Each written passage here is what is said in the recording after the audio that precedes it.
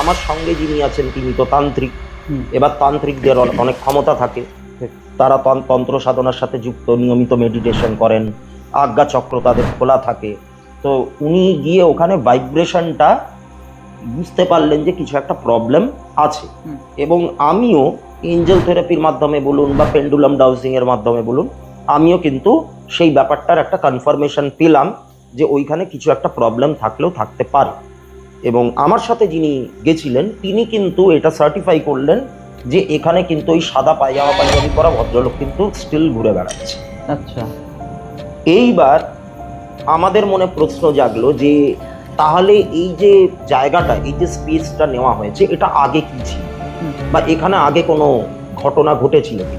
এবার একটা অদ্ভুত ব্যাপার, যেই জায়গাটা উনি ভাড়া নিয়েছেন, যেখানে উনি নিজে বসতেন আর কি, সেই জায়গাটায় আমরা দেখতে পাচ্ছি চারদিকে প্রচুর আয়না ফিট করা আছে, প্রচুর মিরর এরকম সাইড বাই সাইড এরকম ফিট করা আছে।